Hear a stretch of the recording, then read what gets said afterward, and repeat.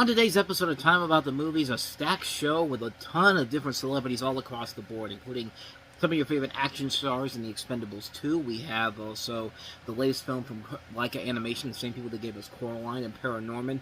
Whitney Houston in her last big movie before her passing, alongside Jordan Sparks and Sparkle. We also have Jennifer Garner and Joel Edgerton in Disney's The Odd Life of Timothy Green. We have Robert Pattinson starring in David Cronenberg's latest film, Cosmopolis, and Frank Langella and Susan Sarandon starring in Robot and Frank. 6 movies to take a look at today, August 17, 2012. This is Time About the Movies. Let's go.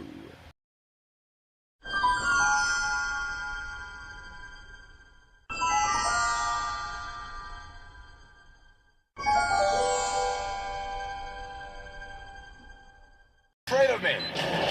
You should be. There's a plan. Kill him. You don't need more men. I'm back. You've been back enough. Here we go!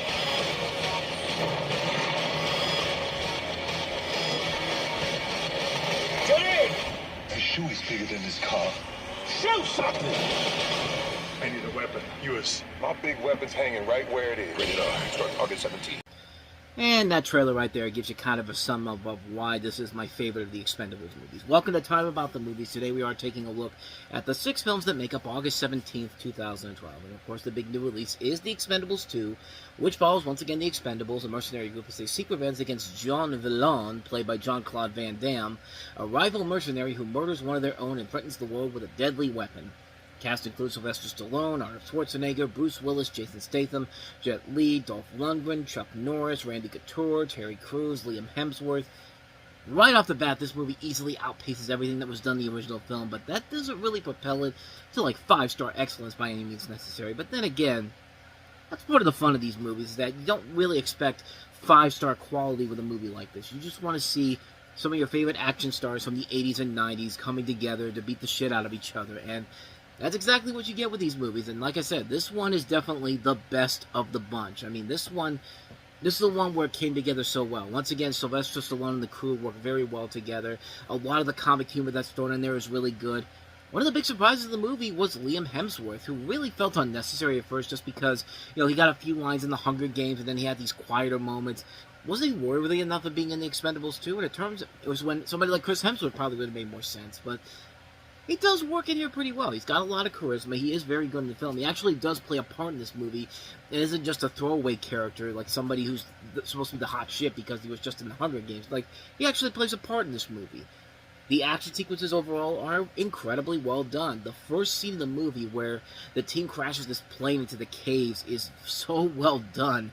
And how can you go wrong with the last major action sequence featuring all these action stars? You see Schwarzenegger, you see Stallone, you see Willis, you see Statham, Lee, Van Damme. They're all together beating the shit out of the bad guy in this, and it just works. It's almost as fun as watching the Avengers finale. That's how good of an ending that is. It actually kind of sums up, kind of is a perfect, you know, bookend to the summer in general. We had this great climax in the Avengers, and then it wraps up with this great climax in Expendables 2. So, yeah, a perfect bookmarking for the summer in general. It's also paced very well too. It doesn't feel long at all, and it doesn't go 2 hours long. It really doesn't feel like a movie that feels like it's wasting your time in here with this film in general. Like I said, the biggest problem with the film is the story, which is pretty much what you expect from a film like this. It's not expected to be groundbreaking storytelling overall. Like, it's just kind of there to have these people come in here, and if you can give me something entertaining to take my mind off of it, you make something good overall. So I'm willing to let it pass. You know, I thought Van Damme's villainous role was I liked it better than the villain in the last movie, Eric Roberts, but even then, he still went a little too over the edge in terms of his over-the-top performance in this. His plan didn't really make a whole lot of sense in general. It seemed like he was taken down way too easily. But then again, that's part of the fun of these movies. You turn your brain off, you have a good time with it, and if you can stand to see it, you can stand to enjoy it, you can have a lot of good time with it. And that's what I feel about this movie. It's a fun film that works best if you turn your brain off and just go in expecting a good, fun, over-the-top summer escapade. And that's exactly what you get in here. Just accept the fact you're in there for a brainless action spectacular, and you get what you get here. It's a very good film, a very fun film overall. Story gets pushed off the window, but hey, it's worth it in the end just to see these great action stars of the past coming together, beating the crap out of each other. What more could you ask for with the Expendables 2? So, now if you're looking for a good, fun movie with a good storyline, and a lot more than that, let's take a look at our next movie, and that is Paranorman. Can you see ghosts everywhere all the time? Yeah. Awesome. Now listen close. The curse is real. You've got to use your gift to stop it. I told you. Stop me. Come on. We're pretty much zombie slayers. Paranorman, from the makers of Coraline, in theaters this summer. So this is, of course, Leica Animation's follow-up to their successful Coraline from 3 years ago, and it really did establish themselves as the big stop-motion animation feature company out there, because we really didn't have a big stop-motion animated company out there for the longest time. And, you know, Tim Burton worked on The Nightmare Before Christmas, James and the Giant Peach, and Corpse Bride, which Corpse Bride, I think, was kind of the start of that stop-motion company as a whole. But here's the second film to show what Leica Animation can really do, and they really take a lot of chances with their movies. And Coraline was the first good step in the right direction. Here's what happens when they get a second film to do whatever they want. In the town of Blythe Hollow, Norman Babcock is a boy who can speak to the dead, but no one besides his eccentric friend Neil believes his abilities are real. One day, Norman's strange, eccentric uncle tells him of an important annual ritual he must take up to protect the town from a curse cast by a witch, a condemned creature, centuries ago. Eventually, Norman decides to cooperate, but things don't go according to plan. Now, a magic storm of the witch threatens Blythe Hollow as the acute cursed dead rise. Together with unexpected new companions, Norman struggles to save his town, only to discover the horrific truth of the curse. With that insight, Norman must resolve the crisis for good as only he can. And really, like I said before, stop-motion films are very hard to A, put together, and B, criticized, because you see the effort on the big screen. These take a long time to work on, so it's very rare for them to screw them up unless it's something in the story area, which, you know, I mean, sometimes it does that. Corpse Bride is kind of one of those examples where it's a good movie, but the story overall, not really complex overall.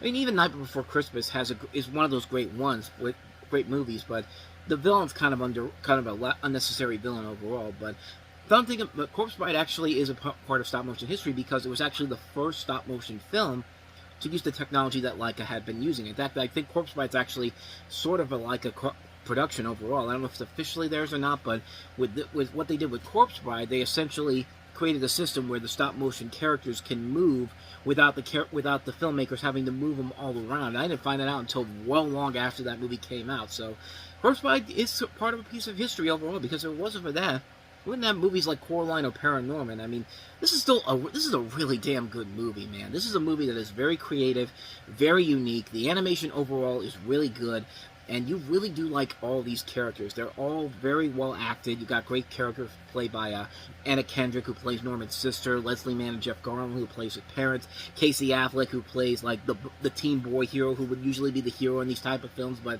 there actually is a fun little twist that they do with him, which I really thought was pretty fun. I'll get to that in just a second, but you know, unlike Coraline, where you manage to have all these surprisingly effectively scary moments, there's not really a whole lot of those moments in here. There's creepy moments here and there, but it really wasn't all that scary. But to me, that's really it really doesn't take away from the enjoyment of the film overall. What makes this film so unique is that it doesn't play around with the regular conceptions of a family-friendly movie. There's a lot of points where it really does feel like a PG-13 horror movie. There's there's swearing in here. There's some pretty intense violence for a kid's film. There's sexual innuendo that's above what we're used to seeing in these films. Like the Casey Affleck character I mentioned. Like, you know, Anna Kendrick, you know, wants to be his girlfriend. You know, that's he's, like I said, he's usually the hunky teenage hero in these movies that usually saves the day, but not in this film, because as it turns out at the end of the film, he's actually gay, which, you know, I thought that was a bold and interesting move on their part, and I thought they did a pretty good job of making it work. Because it was actually, watching it again, it was actually one of the funnier things I saw when I watched it again recently. If there's any real complaints about the movie overall, my big complaint about it is that they don't really explain why Norman sees all the ghosts. They never explain why it happens. It leads me to believe that if you're a horror movie nut, you could soon conjure up powers to talk to the dead. I mean, it's interesting overall, but it's just kind of like, really? Like, we're really going down with that explanation? Like, I wish we could have gotten an explanation as to why that is, but, you know, Another thing I really didn't like is that some of the characters were very mishandled. Like Norman's mother really looks like Quasimodo from The Hunchback of Notre Dame, but maybe that's the point. Maybe that was the point overall. It looked kind of bad at the time, but watching it again, I could see where they were going with it. What I really like about the movie is the big twist ending that they do here. It's a different. It's not the type of twist you think of here. Like they do explain, you know, what this witch is and what exactly happened in this town, and you know, it essentially came down to a big misunderstanding, and the way it's handled, the way they present it, that to me is what gives Leica that unique edge that we don't usually see with a lot of other movies. Because in any other movie, it'd just be a normal villain goes down type of storyline, like a Corpse Bride or Nightmare Before Christmas. But with Paranorman, there's at least there's a hook this time around, and it works very effectively, and it really makes this movie really stand out more than I initially thought it was when I first saw this film. I mean, this is a really, really good movie, and it does show that Leica Animation was for real, and they will be putting out some more really good movies as the decade goes on. And we haven't heard from them since the start of the decade, honestly. The last thing we saw from them was Missing Link. That may have been their weakest film overall, but it was still a good movie. But at the same time, you do wonder what's taking them so long with their next film. I don't know if it's just a studio thing, or it's just because of COVID. I mean, I don't know. I'm wondering why it's taking them so long to get a new film off the ground, But Paranorman is a really good movie, no question about it. It's Halloween right now, so if you have not seen Paranorman, seek out Paranorman if you haven't, because it's definitely, more than definitely worth a watch. So we got the good stuff out of the way. Now let's get to some of the garbage this weekend. Let's go ahead and move on to our next movie, and that is Sparkle. All I think about is music. It takes a lot of faith to believe in yourself. We can't stop now. I'm going too close. This Friday, Jordan Sparks, Whitney Houston, Derek Luke, Mike Epps, and CeeLo Green. I always knew you had the gift. Don't lose it. Sparkle, rated PG-13. In theaters Friday. Sparkle, sparkle, sparkle. Fuck yeah! Sparkle, sparkle, sparkle! Ah! Oh, how I wish this movie had that same kind of energy to it, but sadly, another one of those big letdowns. I was really looking forward to this movie overall, just because of the casting alone, but yeah, unfortunately, it didn't quite live up to the hype I really wanted it to live up to. So it's set in the 1960s, where you have three sisters forming a girl group. One of them is played by Jordan Sparks, the other is played by Carmen Ejogo and Tika Sumpter, and you know, they become Motown sensations against their mother's wishes, their mother being played by Whitney Houston. But fame both becomes a challenge and an obstacle as the close-knit family begins to fall apart due to this. But one girl, Sparkle, played by Sparks, senses some hope for the future despite every circumstance. And as I mentioned, Jordan Sparks, Tika Sumpter, Carmen Ejogo are the three ladies in here, this girl group. But you also have Whitney Houston as the mother, Derek Luke, Mike Epps, CeeLo Green, Tamela Mann, and Omari Hardwick.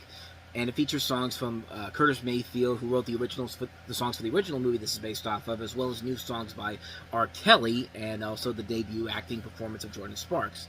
And it really would have fallen off my radar had it not been for Jordan Sparks, and especially for Whitney Houston, especially considering that Whitney Houston passed away earlier in the year, and, you know, is arguably the greatest female musical artist out there. The voice on her alone, like, every time you listen to a song, you just get compelled to listen to it. And yeah, she had her problems behind the scenes, but it doesn't take away from the greatness of that person, of Whitney Houston in general. You know, Michael Jackson had a lot of problems too, but we still love what Michael Jackson does, regardless of what anybody's trying to do with these Leaving Neverland garbage out there. But I digress. Like, you know, this movie really came to another level once Whitney Houston passed away, and to her credit, she is one of the best things about the movie. You know, Jordan Sparks is also really good in here too, and you know, she actually is very terrific in her leading debut. She's got a lot of good acting potential overall, and you know, these two work together very well in these scenes. They're pitch perfect, and you can see why they're so good in here. The biggest surprise of the movie to me was Curtis Armstrong, who you know is Booger from Revenge of the Nerds, Snot on American Dad, and of course Dan on Dan Versus, and I thought he was really good in the small parts he was in. A role that's completely outside of what you're used to seeing him. He's kind of like the role he played in Ray, ironically also the same thing, the head of a record company, much like he is in this movie. Carmen Ejogo and Tika Sumpter, I thought, were very good. I thought they were really delivering some of the best performances in the movie, acting-wise and singing-wise. The songs are really good. The direction by Salim Akeem, who also did one of my favorite films from last year, Jumping the Broom, was very good. So it sounds like it's a good movie. Then you get to some of the problems with it. The bad things kind of begin with Mike Epps, who I really do like, but in this movie, he was not that good. He's supposed to be like the funny comedian in the movie, but none of the jokes he had in here were that good. I mean, I could buy him as a sleazebag almost usually, but, I mean, it really doesn't work in this movie. Like, I mean, he plays it so well when he plays Ice Cube's brother in the Friday movies, or his nephew. It's not his brother, is it? His cousin Day Day. That's who it was. I knew it was one or the other. I digress. But yeah, he makes it work in the Friday movies, but in this, not so much. Which leads into another problem with the movie. There's too many points where they mention race into it. I mean, CeeLo Green's literally playing a character called Black. Some of the dialogue feels way too very stereotypical for black people. Like, you know, some of the dialogue even goes to levels like, white people do this, black people do this. And I don't know if it's the fault of, you know, Marbach Aki, who also did The Game and mostly does television work, or more to the story writers, Joel Schumacher or Howard Roseman. But I mean, I don't know. Like, I don't know if it was just that, or maybe I'm the one that's crazy here, because obviously I'm not black. But I digress. But lastly, the biggest problem with the film is that it's called Sparkle, but Sparkle isn't the main movie focus of the film until the last 30 minutes. Most of the film is spent on Sister as she goes through her ups and downs. Once she's sent away in the last 30 minutes, the film then turns over to Sparkle to become a successful songwriter, and it's just kind of like, the movie is called Sparkle, and we're just getting to her main storyline in the final 30 minutes. It's just kind of like, it's like what happened with the Lorax earlier this year. Like, the Lorax story gets pushed off to the side so that we can tell the story of Zac Efron and Taylor Swift, you know, falling in love. And it's just kind of like, come on, man. Like, we're not here to see that story. We're here to see Dr. Seuss's The Lorax. And here, we're here to see Sparkle. Like, I mean, like I said, I haven't seen the original film, so I don't really know if that's what actually happens in that movie. But it really does feel like the title of the movie doesn't get even mentioned until half hour left in the film. Like, I mean, I make it seem like this is a bad movie. It's not that bad. The music is good. The acting overall is good. The direction's not that bad. There are a lot of good things about it. I just wish there was a little bit more to it that I really would have loved to see. But unfortunately, it just wasn't there with this film. It's a mixed opinion on me. I like it, but I've never had the will to go back and watch it again, unfortunately. So, mixed opinion on Sparkle. So, take that for what you will. I certainly enjoy it more than our next movie, which, oh boy. This one is an ungodly mess of a film. Let's talk about The Odd Life of Timothy Green. There's something you need to know about me. From Disney. Incredible. This isn't gonna work, is it? No. On August 15th, You know that he's different. Yeah, that's what I like about him. Yes. you'll fall in love You're not the only one with a secret. Really? with Timothy Green. This is the coolest girl you ever hope to meet. Guys? Sorry. The Odd Life of Timothy Green, rated PG. Where do I even begin with this? Because on paper, it looks like just your typical Disney family fantasy adventure film. Well, it starts off like that, but then when you have a trailer like that with wannabe Hal Douglas doing this whimsical narration, and, you know, you see the trailers and you make it seem like it's going to be the story where, you know, these parents are heavily flawed with themselves, and nope. What you'll see in this movie, as we talk about it here, is so dry, is such melodramatic bullshit. I mean, the story about this is that you have these two parents receiving bad news from a fertility doctor, Jim and Cindy Green, played by Joel Edgerton and Jennifer Gardner, who try to bury their dreams of having a child by writing out all the great traits their child would have and putting them in a box in the garden. During a freak storm in the middle of the night, they awake to find a boy named Timothy, played by C.J. Adams, with leaves growing on his ankles, standing in their kitchen calling them Mom and Dad. Cindy and Jim are thrown into the midst of parenthood, and over the coming months, Timothy will teach them that there's more that they can handle about being parents and raising a child, no matter how he comes into their lives. Which, on paper, like I said, does not sound like a bad idea for a storyline here. It's a film that does sound like a really good concept overall.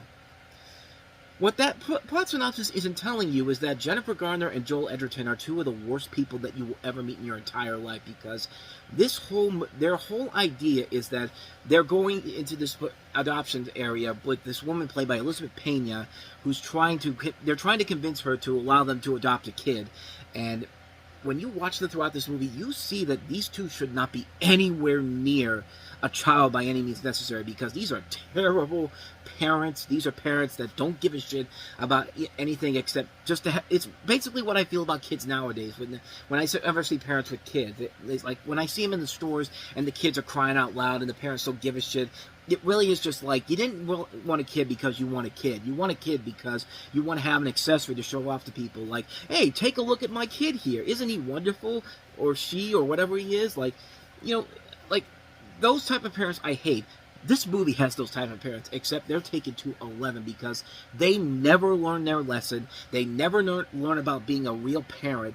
They never once think about their own actions overall. Like, there's literally a part of the movie where, Joel Edgerton tells the social worker that, I told him to fight his own battles. And then there's literally a scene earlier in the movie where he's literally saying, if you see somebody, just run the other way. They never learn a lesson in this. Nobody ever learns anything in this. And it doesn't help that everybody else in this town is so fucking stupid and so self-centered. Like, Ron Livingston plays a stock jackass in this movie. Everybody else plays these whimsical characters. Like, this movie is trying so goddamn hard to get an emotion out of you, and it's doing it in the worst possible way ever. This makes Lifetime movies look butch by comparison. This is dry, sappy, uninventive bullshit on so many levels, which it makes it even worse when at the end of the thing, these two clearly have shown that they're not ready to become parents whatsoever, and yet by the end of the movie, Elizabeth Pena basically says, I've seen it. You may not be great parents, but you gave me one hell of a good story. So here, take this kid. Why not? They got what they wanted in the end. It's just like no. None of what they did is deserving of them having a kid here. This is absolutely one of the most disgusting movies I have ever seen in my life. It is sappy for its own good. It's sappy on its own worst possible matters. It takes really good talent across the board. It gives them a terrible script to work with. It's a lousy movie, man. And this is a good director that directed this. Peter Hedges, who did Dan in Real Life. He did Pieces of April. But man, what a gigantic misfire this pile of garbage was. Avoid The Odd Life of Timothy Green like the plague. Please, I'm begging you with every fiber of my being. And, So, we got through some really disappointing film at first, and then dry, sappy, uninventive bullshit with Timothy Green. Now here's pretentious garbage from David Cronenberg. This is Cosmopolis. The logical extension of business is murder. So rich and cursed. I smell sex all over you. The moment that line, "I smell sex all over you," comes out, you know exactly what kind of a movie this is. This is pretentious garbage, and sadly, this is what David Cronenberg would be doing for the rest of his goddamn career. On the spur of the moment, 28-year-old Manhattan self-made multi-billionaire Eric Packer, played by Robert Pattinson, decides he wants to get a haircut from his regular and longtime barber Kraustown. A difficult journey today, if only because of the traffic gridlock from three high-profile but vastly different events taking place in the borough, including a wandering anarchist protest, they who largely use dead rats as the symbol of their protest. Through his trek, Eric, most taking place in a stretch limo, meets with several business associates, some as well as with as esoteric job titles as head of theory and personal acquaintances, including his several-week bride Elise, a wealthy woman in her own right, with whom he still has a somewhat distant relationship, if only because they don't really know each other. The start of Eric's day ends much differently than the end, as his personal fortune largely hinges on external forces in relationship to a speculative currency transaction, and as he learns someone is trying to kill him, who and for what reason, he does not know. We don't know either, because the movie won't tell us, because, like I said, it's steaming pretentious garbage from David Cronenberg. And, David Cronenberg's made a lot of great movies in the past, but my God, this was the beginning of the downfall for him, because this is literally what he'd be doing for the rest of his career, taking these really great actors, Robert Pattinson, Paul Giamatti, Samantha Morton, Juliette Binoche, Jay Baruchel, and Kevin Durant, and giving them the most egotistically pretentious piece of garbage you will ever see in your entire life. This movie is so goddamn stupid and so have its head so far it's up its own ass. Like, even pretentious people would look at this and go like, settle down here, buddy. I mean, I like more sophisticated movies, but even then, this is like you're insulting my intelligence here. That's what they'd be saying with this movie. Like, this is a god-awful movie, man, and we've seen clearly that Robert Pattinson is much better than these films let on. Like, these really bad films let on to be. He has proven in the last couple of years he's a good actor, but this, I mean, really, to be honest, it's not his fault the movie is bad. It's the script overall. This is a lousy film. It's got its head way too far up its own ass. It's an ugly movie. It's an ugly film. It's a boring film. What more can you say, man? Cosmopolis, just garbage. So yeah, we had a couple really bad movies there, so let's see if we can turn the tide with our last film that we have here, Frank Langella in Robot and Frank. I haven't felt this good in years. Hello? Frank, it's me. What's going on in there? Frank Wells is a suspect in a multi-million-dollar robbery up the road. What? I'm kind of in a bit of trouble. Of course you are. I gotta get rid of all the evidence. Frank, my memory can be used against you. Don't you touch that robot, Frank! Well, somebody really took that subplot from Rocky IV about Paulie having a robot and made a movie off of it, and made a pretty good movie out of it. But then again, this is Jake Shire, the same man that just recently gave us Thunderbolts, so take that for what you will. In the near future, Frank, played by Frank Langella, is a retired cat burglar living alone with his successful son, while his successful son Hunter tries to care for him from afar. Finally, Hunter gets himself a robot caretaker, played by a robot that I believe was the Hyundai Osmo robot, if I'm not mistaken. But Frank soon learns that it is useful as a burglary aid. As Frank tries to restart his old profession, the uncomfortable realities of a changing world and his worsening dementia threatens to take beyond what any reboot can do for him. Yeah, it's a bizarre concept overall. It's a comedy, but it's also a drama too. But it kind of works, and that's kind of the interesting thing about Jake Shire. This is the same guy that gave us Beef, and also did Paper Towns too, so he has a very bizarre mind to him, and it's proven to be very successful in his career, and this is the film that really was the first thing that showed everybody what he can do, and he makes it work big time here. Frank Langella is giving another great performance, and here you got James Marsden, Peter Sarsgaard, Liv Tyler, Susan Sarandon, so there is a lot of really good talent on board with this film. It's a movie that's very funny. It's also very heartbreaking, too. It's a nice mixture of comedy and drama with a little bit of sci-fi thrown in there. And yeah, it literally does feel like somebody saw the plot of Rocky IV and said, I want to make a movie about Paulie and his robot friend. We can't use the Rocky characters? Okay, well, let's just get an Oscar-nominated actor as of recent. Frank Langella, let's see if we can get him to come on board to this. And lo and behold, you got a really good movie out of it. A really bizarre film, but a really good film regardless. Robot and Frank is actually something I'd highly recommend checking out, especially if you like absurdist over-the-top movies that will make you laugh but also tug at your heartstrings too. Robot and Frank does that pretty convincingly well. And thus, with all that said, we wrap up another episode of Time About the Movies. Next time we meet, not a very good weekend. We are kind of at the end of the summer movie season, so that means that the studios are putting out the films they don't really believe in, including our first film, Premium Rush, starring Joseph Gordon-Levitt, which actually turns out to be the best film of the entire weekend, honestly.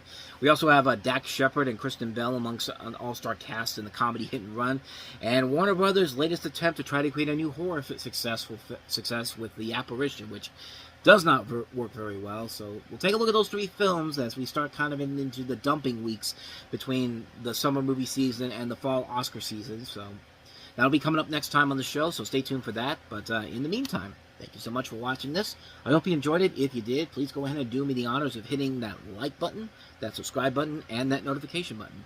Also, don't forget to check out our playlist, and don't forget to check out the last episode we did. With all that said, whether it's in the past, the present, or the future, I will see you at the movies. Take care.